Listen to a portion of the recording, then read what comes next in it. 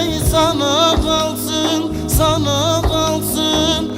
Yak eline kınaları yar yar, kınaları.